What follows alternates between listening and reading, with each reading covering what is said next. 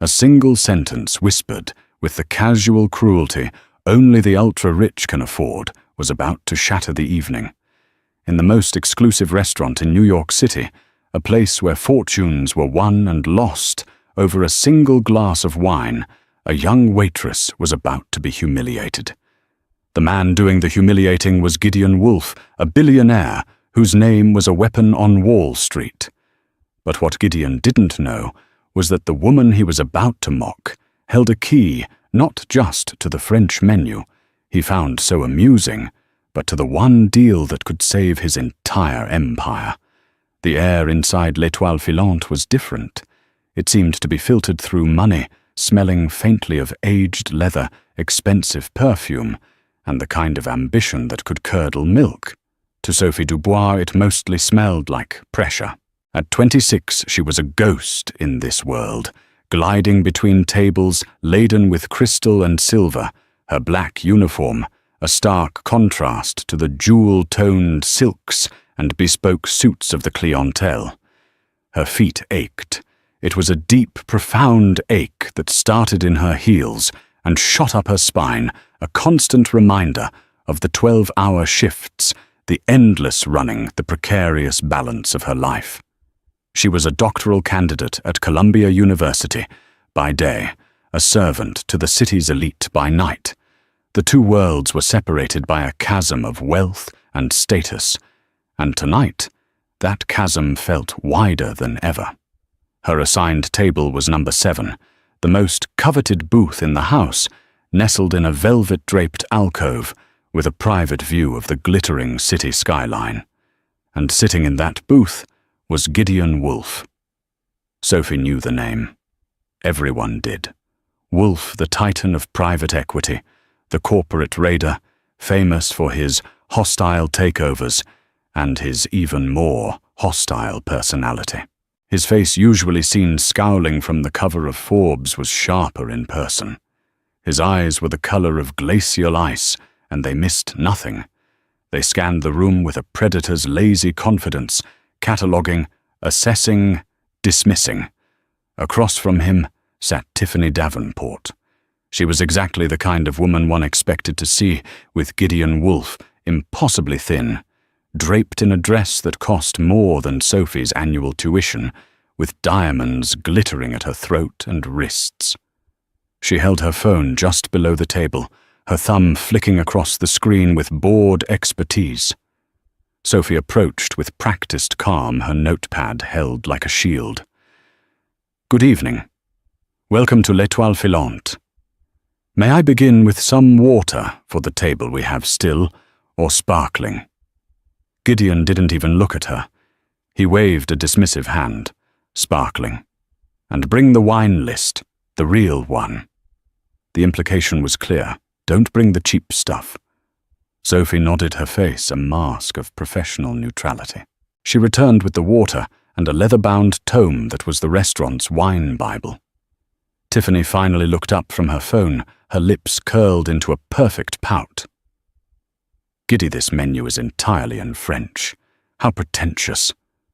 Gideon smirked, a flash of white teeth in his tanned face. "It's not pretentious, my dear. It's authentic. It separates the wheat from the chaff." He looked directly at Sophie, a challenge in his eyes. "You agree, don't you?" Sophie felt a familiar knot tighten in her stomach. It was a test. It was always a test with men like him. "The chef believes it preserves the integrity of the classic dishes, sir." "The chef," Gideon repeated, savoring the word as if it were a joke. He leaned back, tapping a manicured finger on the menu. "All right then. Let's see. Tiffany, you want the scallops, don't you? Let's find them for you." He scanned the page, his brow furrowed in mock concentration. Then he looked at Sophie. "Help my girlfriend out. She's a little lost. Point her to the scallops." Sophie's training screamed at her to just point, to be subservient, to be invisible. But something in his condescending tone pricked at a part of her she usually kept locked away. "Of course," Sophie said, her voice even. She didn't point. Are you referring to the coquille Saint-Jacques poêlée, purée de panais, et sauce vierge, or perhaps the carpaccio? Gideon's smirk faltered for a fraction of a second. He hadn't expected a full sentence. Tiffany, however, was less impressed. What did she just say? Tiffany asked, wrinkling her nose. It's just scallops. Why do they have to make it so complicated? She looked at Sophie as if she were a piece of furniture that had suddenly spoken. Then she leaned in towards Gideon, lowering her voice to a stage whisper that was perfectly audible in the quiet alcove. Honestly, Gideon, I doubt she can even read this herself. They probably just make them memorize a few of the popular items. The words hung in the air heavy and sharp. Humiliation, hot and swift, washed over Sophie. It was the casual dismissal, the assumption of her ignorance that cut the deepest. It wasn't just about her. It was a judgment on her uniform, her station, her very existence in their gilded world. Gideon Wolfe let the silence stretch, enjoying it. He watched Sophie's face, waiting for her to crumble. He saw a flicker of hurt in her eyes, and it fueled his sense of power. He chuckled a low, cruel sound. "Well, she's right, isn't she?" he said, finally turning his icy gaze back to Sophie. "It's a lot of fancy words for a simple dish. Must be tough." Sophie's hands, hidden behind her back, clenched into fists. Her knuckles were white. The noise of the restaurant faded away. The clinking of glasses, the murmur of conversations, the soft music, it all disappeared. All she could hear was Tiffany's whisper echoing in her head. She can't even read the menu. Every late night in the library, every sacrificed weekend, every ounce of passion she had poured into her studies, it all rose up in her chest like a tidal wave. The ache in her feet was gone, replaced by a surge of pure, unadulterated adrenaline. She had two choices: absorb the humiliation retreat and let them win, or she could unleash the part of herself she kept hidden beneath the apron and the polite smiles. She could show them who Sophie Dubois really was. She took a slow, deliberate breath. She looked not at Tiffany, but directly into the cold, arrogant eyes of Gideon Wolfe, and she made her choice. Sophie's posture changed. It was a subtle shift, but in the hyper-aware world of power dynamics that Gideon Wolfe inhabited, it was as loud as a gunshot. Her spine straightened. Her chin lifted a fraction of a degree. The weary subservience in her eyes was replaced by a clear, focused light. She didn't raise her voice. She didn't have to. The quality of it was enough. It was lower now, richer, and the faint, all-purpose American accent she used for service had vanished, replaced by the crisp, perfectly modulated tones of an educated Parisian. "Monsieur," she began, her gaze unwavering from Gideon's. To suggest I cannot read this menu is an understandable, if regrettable, assumption based on my current attire. However, since you've expressed an interest in its authenticity, allow me to clarify a few points. Gideon's smirk froze on his face. Tiffany blinked her perfectly mascaraed eyelashes, fluttering in confusion. "The menu is not merely in French," Sophie continued, her voice weaving a spell in the quiet alcove. "It is written in a very specific, slightly antiquated culinary French that pays homage to Auguste Escoffier, the chef who codified the 5 mother sauces and modernized the French kitchen in the early 20th century. For example, your girlfriend's scallops." She gestured gracefully towards the menu, her fingers not quite touching the expensive cardstock. "The coquille Saint-Jacques, poêlée purée de panais, et sauce vierge." It's not just scallops. It describes a very precise preparation. The poêlées tells us they are pon-seared, not grilled or baked. The purée of panais or parsnip is a classic winter pairing, chosen for its earthy sweetness to counterbalance the brininess of the scallop. And the sauce vierge, literally virgin sauce, is not a cream-based sauce as many assume. It's an uncooked vinaigrette of olive oil, lemon juice, chopped tomatoes, and basil. It's a post-Nouvelle Cuisine invention from the 1980s, a light, fresh, acidic counterpoint to the richness of the seared shellfish and the sweet puree. So you see, it's not just a description. It's a story of culinary evolution on a single line. Silence. Thick, profound silence. Gideon Wolfe, a man who silenced boardrooms with a single word, was utterly speechless. His mouth was slightly agape. Tiffany looked from Gideon to Sophie, and back again, her expression a comical blend of bewilderment and alarm. But Sophie wasn't finished. She had endured the humiliation, and now the dam had broken. "You also mentioned the wine list, monsieur. The real one." A ghost of a smile touched her lips, but it wasn't friendly. It was academic. "Are you perhaps in the mood for a Burgundy? If so, I would caution against pairing a powerful red like a Gevrey Chambertin with the delicate scallops. However, a white, perhaps a Meursault from the Côte de Beaune, would be an exceptional choice. Its buttery notes derived from malolactic fermentation, and its hint of toasted hazelnut from the oak aging would complement the parsnip puree beautifully. We have a 2014 Domaine Rouleau that is drinking exceptionally well right now. The vintage had a cool summer leading to a higher acidity that would cut through the richness of the dish perfectly. She took a small breath. Or if you prefer to be more adventurous, you might consider a wine from the Loire Valley. A Sancerre would be the obvious choice, but I would direct your attention to a Savinière from just outside Angers. It's made from Chenin Blanc, a far more complex grape.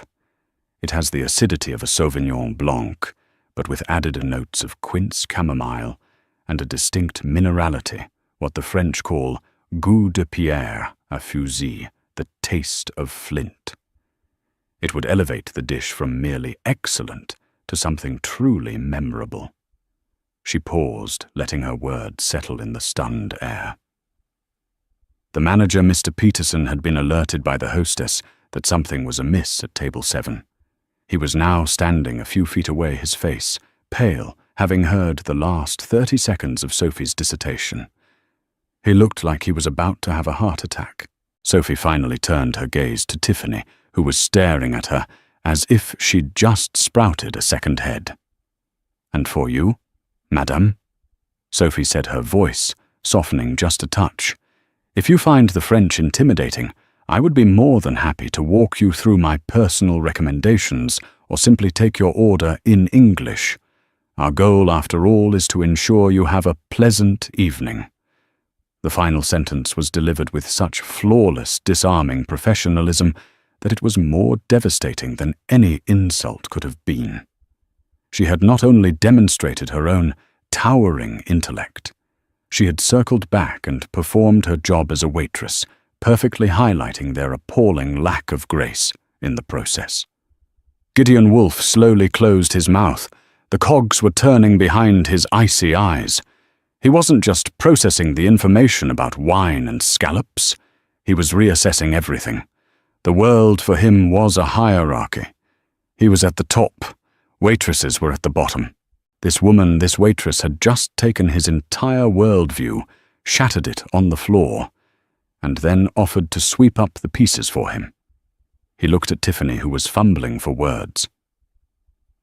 I think I'll just have a salad." Gideon ignored her. He looked at Sophie, and for the first time that evening he saw her. He saw the intelligence, the fire, the exhaustion she held at bay. He saw a puzzle he couldn't comprehend.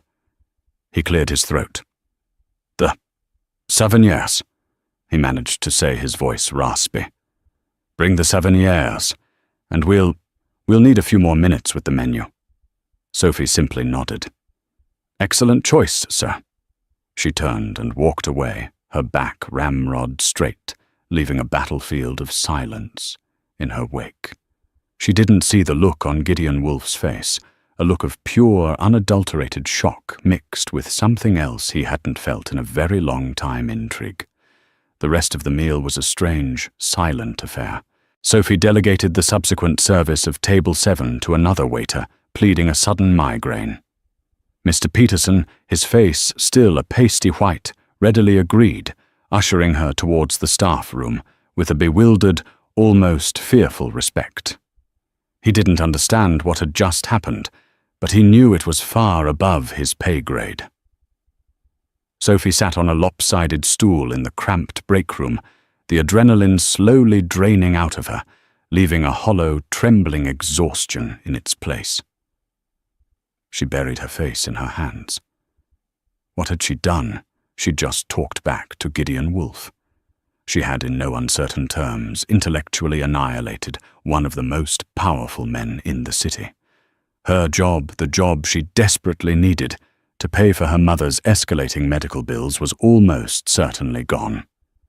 She could picture the scene now, Mr. Peterson wringing his hands, apologizing profusely to Mr. Wolfe. Mr. Wolfe, with a flick of his wrist, would have her fired, probably blacklisted from every high-end restaurant in Manhattan. The thought sent a fresh wave of nausea through her. And yet, beneath the fear, a small, stubborn ember of satisfaction glowed. She hadn't crumbled. She had stood her ground. For one brief, terrifying moment, she had refused to be invisible. She had used her knowledge, the one thing that was truly hers, earned through thousands of hours of relentless study, as a weapon and a shield. She had spoken her truth in the language she loved. The memory of the shock on Gideon Wolfe's face was a small, bitter victory, but a victory nonetheless. Meanwhile, back in the velvet alcove, Gideon barely touched his food. The riz de veau he had ordered, a dish he normally adored, tasted like ash. Tiffany chattered on about some socialite's ghastly fashion choice, but her words were just meaningless noise. His mind was replaying the scene over and over. It wasn't just that the waitress spoke French. It was how she spoke it. It wasn't the functional French of a hotel concierge. It was the French of an academic, of a connoisseur. The precision of her vocabulary, the historical context, the casual deployment of terms like malolactic fermentation and goutte de pierre à fusil. It was staggering. Gideon Wolfe hadn't become a billionaire by being unobservant. His entire career was built on seeing value where others saw nothing, on understanding the hidden mechanics of a system.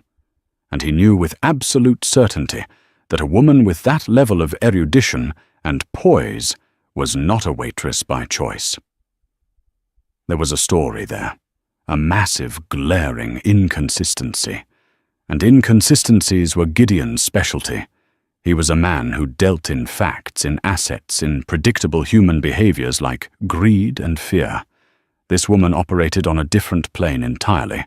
She had responded to his crude display of power, not with fear or anger, but with a confident, overwhelming display of intellect.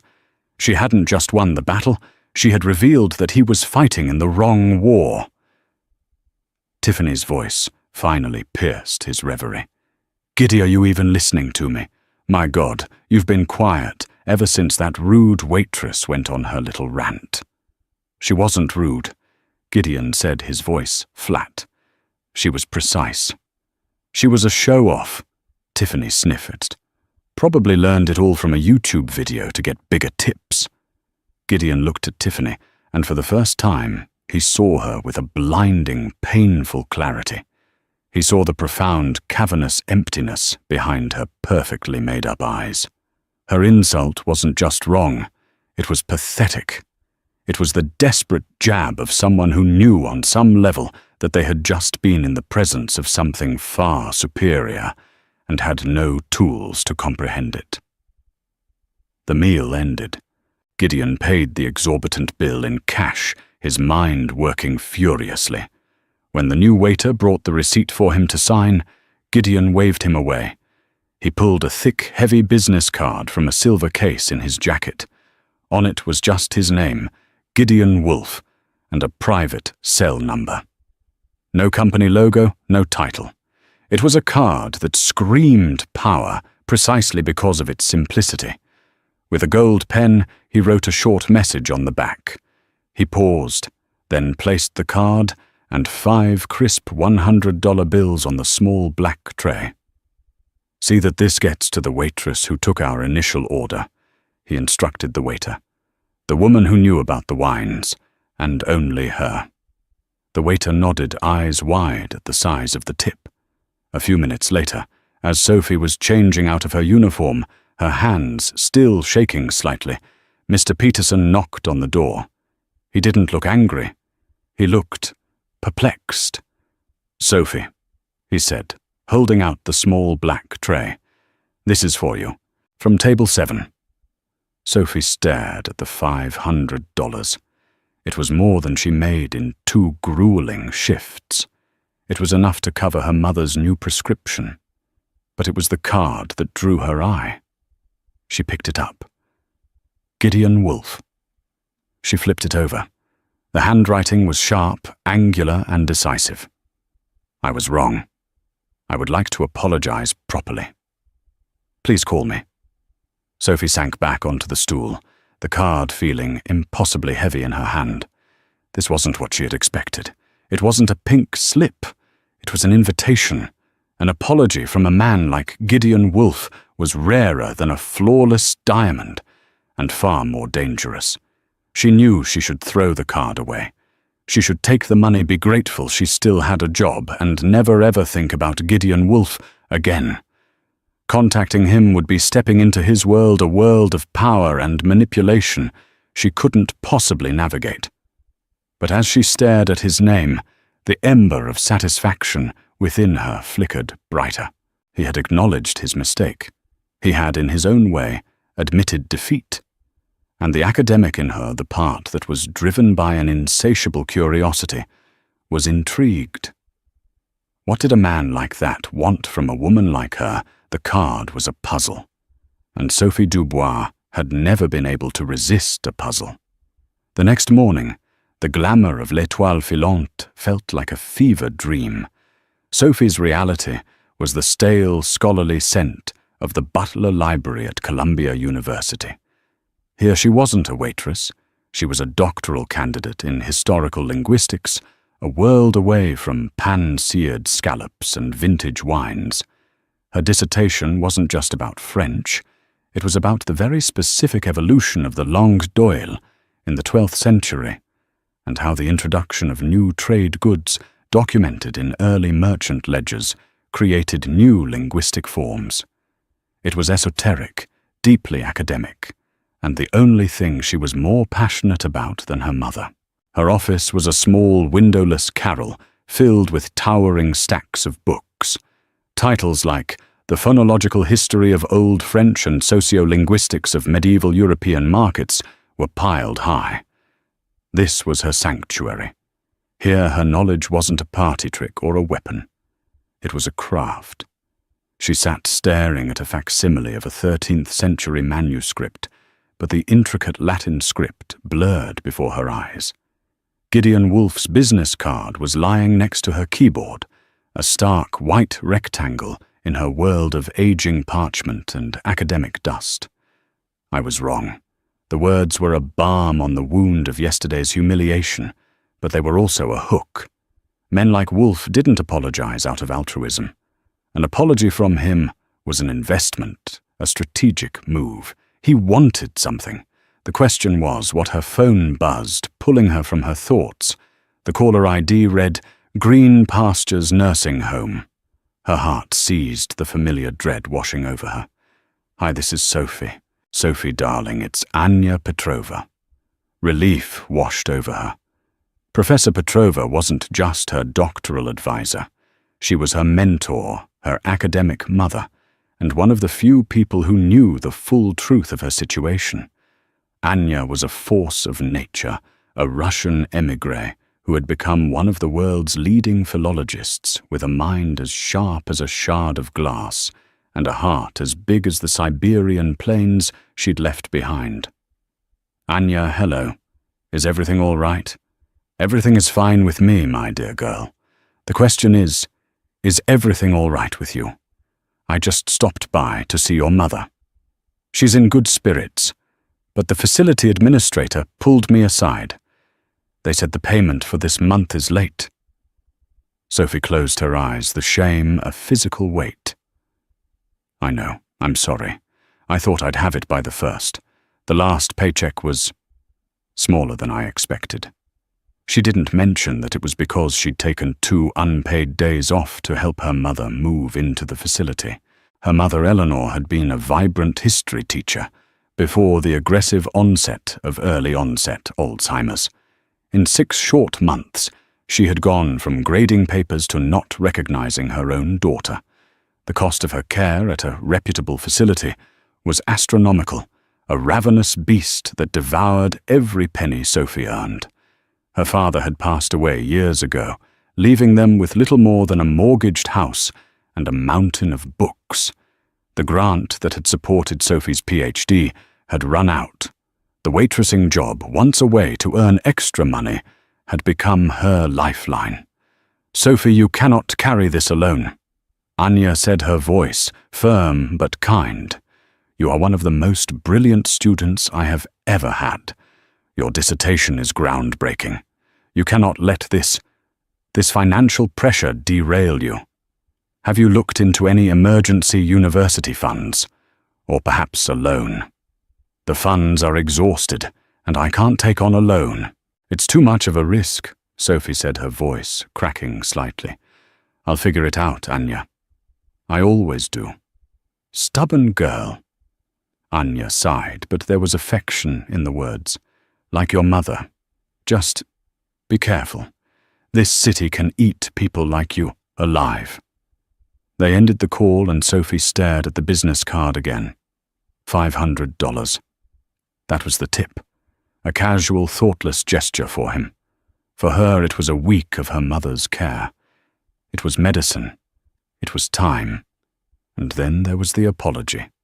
The offer to talk. What if this wasn't about a date or some kind of bizarre romantic pursuit? Men like Wolf dealt in assets. He had seen something in her, an asset, her knowledge. What if he wanted to hire her for what she couldn't imagine? Translating consulting. It was a wild, desperate thought, but her situation was wild and desperate. The humiliation from the night before still stung, but the fear of losing her mother to a disease she couldn't afford to fight was sharper. The need to finish her life's work, her dissertation, was a constant driving ache. She thought of her mother, sitting in a sun-filled room, her memories slipping away like sand through her fingers. She thought of the stacks of bills on her small apartment desk. She thought of Professor Petrova's worried voice. With a trembling finger, she picked up her phone. She looked at the stark white card at the private number that probably connected to the highest corridors of power in the city. She took a deep breath, steeling herself. She was not a waitress. She was not a victim. She was Sophie Dubois, a scholar, a daughter, and she was going to fight for her future with the only tools she had. She dialed the number. It rang only once. Wolf, a familiar, crisp voice, answered. No hello. Just his name stated as a fact. Sophie's heart hammered against her ribs. For a moment, she couldn't speak. Hello, he said, a hint of impatience in his tone. She found her voice. Mr. Wolf, she said, her tone, as level and professional as she could manage. This is Sophie Dubois. You left a card for me last night. You said you wanted to apologize. There was a pause on the other end of the line. When he spoke again, the arrogance was gone, replaced by something else. Respect, Ms. Dubois, Gideon Wolf said. Thank you for calling me back. I'm glad you did. Gideon suggested they meet, not at a restaurant, not at his office, but at a neutral location of her choosing. It was a subtle but significant concession, a ceding of home field advantage. Sophie, thinking strategically, chose a small, unassuming coffee shop near the Columbia campus her territory. It was noisy, crowded with students, and utterly devoid of the oppressive luxury of his world. She saw him before he saw her. He looked entirely out of place, his impeccably tailored charcoal suit a stark contrast to the sea of hoodies and jeans. He wasn't checking his phone or looking impatient. He was simply watching the controlled chaos of the cafe, his gaze sharp and analytical. When he spotted her, he stood up. He was taller than she remembered. Ms. Dubois. Sophie. Thank you for coming. Mr. Wolfe, she replied, not offering a smile. She sat down, placing her worn leather satchel on the chair beside her. Please call me Gideon. He sat his movements economical and precise. A cup of black coffee was already waiting for him. I'll get straight to the point. My behavior at the restaurant was inexcusable. It was arrogant boorish, and I am genuinely sorry. There's no excuse for it, but I want to offer an explanation, if you'll hear it. Sophie nodded, her expression unreadable. I live in a world of assumptions, he began, his voice low and serious.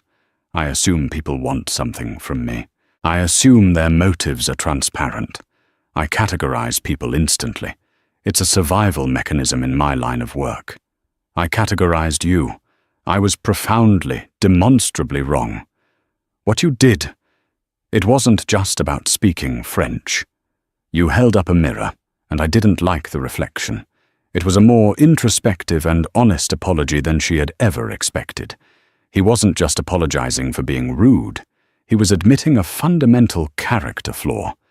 It was disarming. Apology accepted, Mr. Wolfe, she said coolly. Is that all? A flicker of a smile touched his lips. No, that is not all. He leaned forward slightly. I spent half the night trying to figure you out. The linguistics, the encyclopedic knowledge of viticulture, the poise under pressure. It didn't add up. So I made a few calls. Sophie's blood ran cold. You investigated me. I have a research department, he corrected, though they both knew it was the same thing. Wolfe Global has the best. They found a Sophie Dubois, a doctoral candidate in historical linguistics at Columbia, specialization in Old French, author of a paper, Mercantile Influences on 12th Century Norman Dialects, that was published in the Journal of Philological Studies. Recipient of the Dean's Fellowship for 3 consecutive years. That fellowship I found was recently terminated. I also found that your mother, Eleanor Dubois, was recently admitted to green pastures for long-term care. Sophie felt exposed, violated. A cold anger rose in her. You had no right to look into my personal life. I agree, he said, without a trace of defensiveness. It was an invasion of your privacy, but it was a necessary one for what I'm about to propose. I wasn't digging for dirt, Sophie. I was trying to understand the context. I was confirming that what I saw at the restaurant wasn't a fluke. It wasn't. You're brilliant, and you're in a difficult position. He paused, letting his words sink in. I have a problem, Sophie.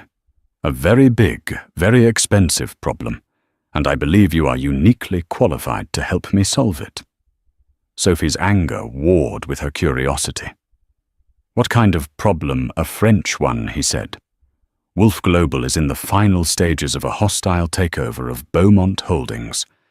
Sophie knew the name.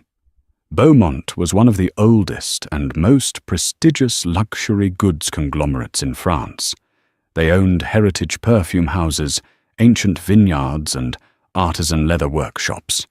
It's the biggest deal of my career, Gideon continued, his voice tight with intensity. But it's stalling. We've hit a wall, and it's not financial. It's cultural. The CEO, Conrad Beaumont, is old guard French. He's running circles around my legal team. He communicates in subtleties, in historical allusions, in cultural references that they completely miss. Our translators give us the literal meaning of his words, but they don't give us the intent. He's using his culture, his language as a weapon, and he's winning. Suddenly it all clicked into place. The apology, the research, this meeting. You want to hire me? Sophie stated it wasn't a question. I don't want to hire you as a translator, Gideon said, shaking his head. I have dozens of those. I want to hire you as a strategist, a cultural interpreter. I need someone who doesn't just understand the language, but understands the soul behind it. Someone who knows the history, the pride, the intricate dance of French business etiquette. I need you to be in the room to listen to what's not being said. I need you to read the menu, so to speak. The irony was not lost on her. He was offering her a job based on the very skill set he had mocked just 2 nights ago. The final round of negotiations is in 10 days. In Paris, he said, I will pay you a consulting fee of $200,000 for 1 week of your time. Sophie's breath caught in her throat. $200,000. It was a fantasy number. It would pay for her mother's care for years. It would allow her to quit her job at the restaurant, finish her dissertation without the crushing weight of debt, and secure her future. It was a life-altering amount of money. But it came at a price. Working for him. Stepping into his ruthless world, a world of hostile takeovers and corporate raiders. She looked at him, really looked at him. He wasn't the same man from the restaurant. The arrogance was still there, but it was tempered by a new respect. He wasn't asking for a favor. He was making a business proposition. He needed her expertise. He was acknowledging her value. I have terms, she said, her voice stronger than she felt. Gideon leaned back, a genuine smile finally reaching his eyes. I would expect nothing less. First, Sophie began counting on her fingers. I am a consultant, not an employee. I will have a formal contract reviewed by my own legal counsel. She'd ask Professor Petrova for a recommendation. Second, my analysis and opinions are to be delivered directly to you. I will not report to a committee of your lawyers who will then filter my findings. Third, beyond the scope of this project, you will make no further attempts to look into my personal life. My privacy is not for sale. She took a breath, locking his gaze. And fourth, you will fund the Eleanor Dubois Grant for Philological Studies at Columbia University, a $50,000 endowment. In her name. It was an audacious demand, a gamble. But she wasn't just negotiating for money anymore. She was negotiating for respect for her mother's legacy. Gideon stared at her for a long moment. The analytical look was back in his eyes. He was calculating, weighing the costs and benefits. Finally, he nodded slowly. Done, he said. On all counts. My legal team will have a contract drawn up by the end of the day. He extended his hand across the table. Do we have a deal, Ms. Dubois? Sophie looked at his outstretched hand. It was a hand that dismantled companies and built empires. Taking it meant stepping across a threshold into a world she didn't understand, a world that could easily chew her up and spit her out. But it was also a hand that offered a solution to all her problems, a chance to use her knowledge in a way she never dreamed possible. She took his hand. His grip was firm, confident. We have a deal, Mr. Wolfe. The Paris that greeted Sophie was not the one from postcards. There were no accordion players on street corners, no lovers strolling hand in hand along the Seine. Her Paris was a city viewed through the tinted window of a black sedan, a blur of grey mansard roofs, and fleeting glimpses of history culminating in the jarring hypermodern geometry of La Défense. The business district rose from the ground like a collection of glass and steel shards, a sterile fortress designed for global commerce, deliberately separate from the soul of the city that shimmered in the hazy distance. The boardroom on the top floor of the Tour Éclat was an exercise in minimalist intimidation. A single colossal mahogany table, polished to a mirror sheen, stretched across the room. On one side, Gideon's team, a phalanx of American lawyers and bankers, including the bulldog-like Peters, their movements sharp, their faces set with predatory focus. They were sharks in bespoke suits, smelling blood in the water. On the other side sat Conrad Beaumont and his entourage. Beaumont himself, in his late 60s, was a masterpiece of patrician elegance. With a lion's mane of silver hair and a deceptively gentle smile, he looked more like a tenured humanities professor than a corporate titan. His eyes, however, held the shrewd, weary cunning of a man guarding a centuries-old dynasty. His team was smaller, older, and exuded a quiet, unshakable confidence that Gideon's team mistook for weakness. For 2 full days, Sophie was a ghost. She sat in a chair set slightly behind Gideon, her official title of linguistic consultant, earning her little more than a flicker of amused curiosity from Conrad Beaumont, and complete indifference from her own side.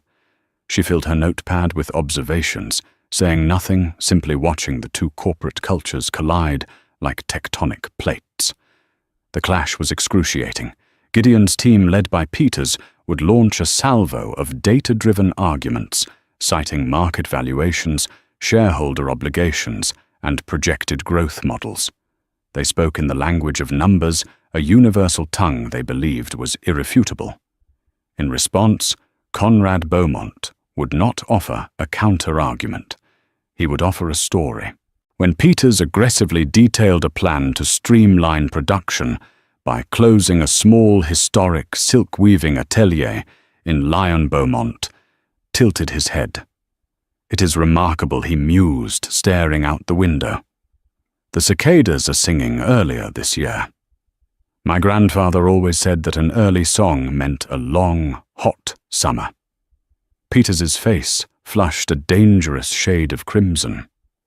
Mr. Beaumont, he gritted out, we are discussing a projected 7% increase in operational efficiency.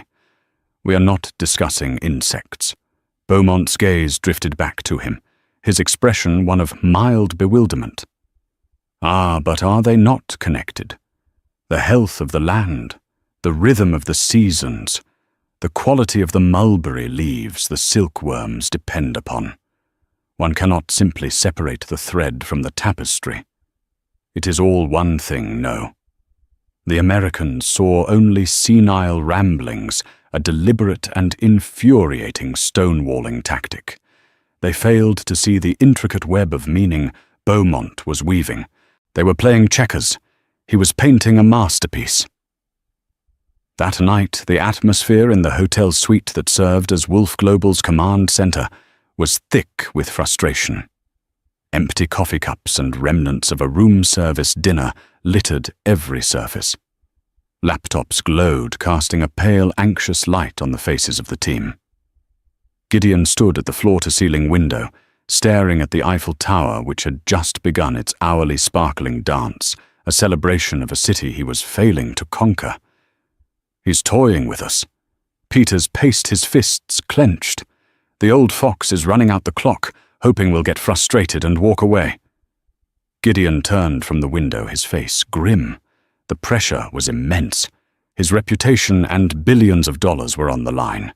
He looked past Peters, past the other lawyers, his gaze landing on the one person who hadn't said a word. Sophie. The room quieted. All eyes turned to her.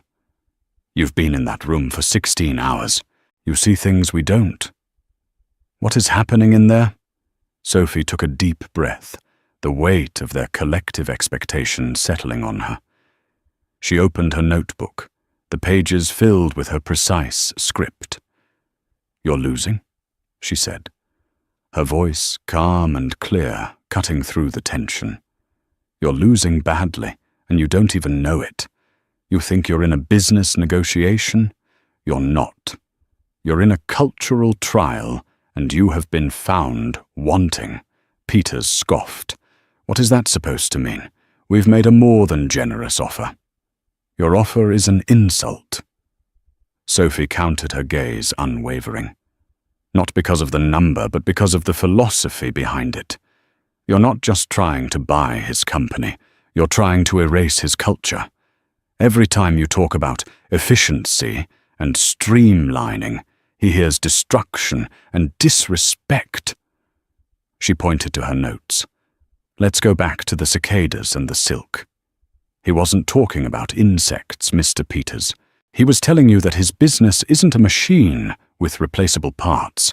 It's a living ecosystem. The weavers in Lyon aren't just employees. They are families who have passed down their craft for generations. Their skill is tied to the land, to the seasons, to the very cicadas he mentioned.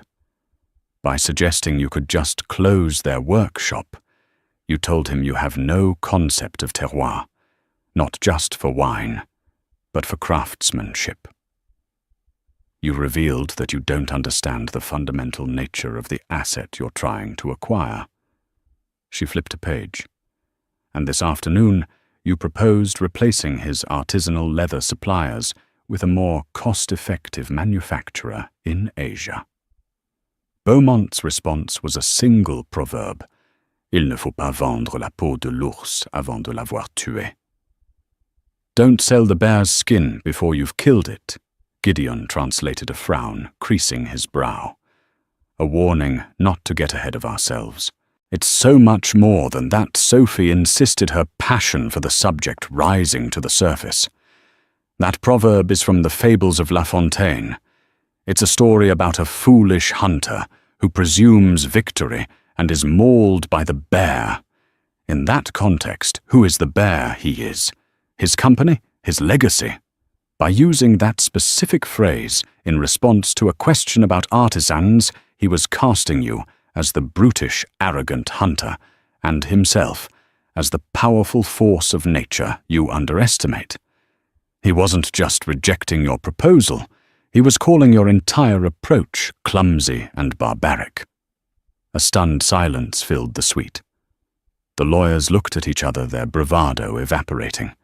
Gideon sank into a chair, running a hand over his face. He finally understood.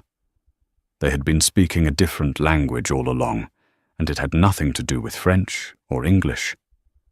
He thinks we're barbarians, Gideon said, his voice low. Worse, Sophie replied softly. He thinks you're soulless. Conrad Beaumont isn't afraid of losing money. He's a wealthy man. He's terrified of his family's legacy being hollowed out and sold for parts by men who see the price of everything and the value of nothing. Gideon looked up, his eyes locking with hers. The frustration was gone, replaced by a sharp, focused intensity. Tell me how to fix it. The coaching session lasted until 3 a.m. It was a remarkable role reversal. Sophie, the waitress, became the teacher. Gideon, the billionaire titan, became the student. She corrected his pronunciation, not for accent, but for emphasis. She explained the cultural weight of humility, the power of acknowledging history. She fed him stories, anecdotes, and phrases she had unearthed from Beaumont's company archives and old interviews. He absorbed it all with a desperate, uncharacteristic humility. The next morning, when they walked back into the boardroom, something had shifted. Gideon began not with a financial projection, but with a story. Monsieur Beaumont, he started his French, measured and respectful. I was unable to sleep last night. I found myself reading about your great-grandfather, Henri Beaumont, and his response to the phylloxera epidemic in the 1880s. Across the table, Conrad Beaumont's posture changed, his curiosity piqued. He didn't panic. Gideon continued the story, flowing naturally, just as Sophie had coached. He didn't abandon his land. He traveled to America, a place he considered quite wild, and brought back resistant rootstock to save his vines. He used a foreign innovation not to replace his tradition, but to ensure its survival for future generations. He paused, looking Beaumont directly in the eye. "That is what I propose, a partnership. To use the strength of my global network to protect the priceless legacy you and your family have built." For the first time in a week, a genuine smile touched Conrad Beaumont's lips. "You have been doing your homework, Monsieur Wolfe.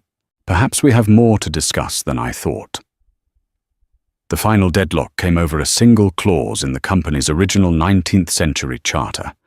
It was an arcane point about land rights for the families who worked the vineyards, and Gideon's lawyers saw it as a legal nightmare that would impede any future restructuring. Beaumont was adamant the clause was sacrosanct. The original document was brought into the room with the reverence afforded a holy relic. It was laid on the table, a sheet of heavy yellowed parchment, brittle with age, and covered in a spidery faded script. Sophie leaned forward, her heart thrumming. This was not a legal document to her.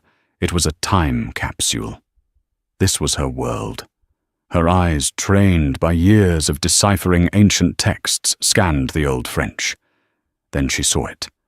A jolt, electric and pure, shot through her. It was a single word nestled in a long, looping sentence. "Métayage." "Gideon," she whispered, her voice urgent. "The lawyers are wrong. They're mistranslating a key term." "What do you mean?" he hissed back, sensing the shift in her energy. "They're reading métayage with its modern definition, which is a specific type of agricultural lease close to sharecropping. They see it as a legal liability," she explained, her mind racing, connecting a decade of study into a single point. But in the Aquitaine dialect of the 1850s, its meaning was broader, more philosophical. It comes from the old French moitié, meaning half. It didn't just mean sharing the crops. It implied a sacred familial partnership, a société between the landowner and the artisan. It meant sharing a destiny. The clause isn't about legal tenancy, it's a moral covenant. Taking a breath, Sophie stood up. The room fell silent. She was no longer a ghost. "Monsieur Beaumont," she said, her voice clear and resonant, her French as pure as any in the room. "Forgive my interruption, but I have a question regarding Article 12. Beaumont inclined his head, his eyes sharp with intrigue. "The central principle of the article rests on the term métayage," she stated. "Is it your unwavering position that this term represents a legally binding tenancy in perpetuity, or is it, as I suspect, intended to represent the sacred principle of partage de fruits, a moral partnership where both owner and artisan share in the risks and the rewards as a family, does bound by honor, rather than mere law?" The effect was profound. Conrad Beaumont stared at Sophie, his mouth slightly agape. He looked at this young woman who had somehow reached back through time and grasped the very soul of his great-grandfather's intent. He slowly pushed his chair back and rose to his feet. "Young lady," he said, his voice thick with an emotion that silenced the room. "In 40 years of business, dealing with bankers and lawyers from all over the world, you are the first person sitting on that side of the table who has understood the heart of this document." He turned his astonished gaze to Gideon. "Monsieur Wolfe, your lawyers are American. But this woman," he gestured to Sophie, "this woman has a French soul. Perhaps there is hope for you yet." A slow smile spread across his face. "Let us put the lawyers aside for a moment. Let us speak of partnership." The dam did not crack. It vanished. The deal was signed that afternoon. As the lawyers shook hands and exchanged strained pleasantries, Gideon watched Sophie quietly gathering her notes. She had not only saved his deal, she had unraveled the very heart of his rival with nothing but her intellect and a profound respect for the past. He realized with a humbling certainty that he had not just acquired a company. He had stumbled upon something infinitely more rare and infinitely more valuable. In the end, it wasn't about the money, though the money changed everything for Sophie. It paid for the best care, for her mother established a grant that would help students for generations and gave her the freedom to finish her life's work. It wasn't about the job, though. Gideon offered her a permanent high-level position as Wolf Global's chief cultural strategist, a role created just for her, which she accepted on the condition that she could still teach a seminar at Columbia each spring. No, in the end, this was a story about the profound, often invisible value of a person. It was about what happens when we dare to look past the uniform, the job title or the bank account, and see the lifetime of passion, knowledge, and resilience hidden within. Gideon Wolf. A man who thought he could buy the world learned a priceless lesson from a woman he tried to humiliate. The true power isn't about silencing others, but about having the wisdom to listen. And Sophie Dubois, a scholar who was struggling to stay afloat, discovered that her unique brilliance had a place not just in dusty libraries, but in the highest echelons of the modern world. Their story is a powerful reminder that the most extraordinary people can be found in the most ordinary of places, and sometimes the person you underestimate the most is the only one who can show you the way forward. If this story of unexpected triumph and the power of hidden knowledge resonated with you, please show your support by hitting that like button. Share it with someone who appreciates a story where intellect and integrity win the day. And don't forget to subscribe and turn on notifications so you won't miss our next story about the incredible people living right alongside us. Thank you for listening.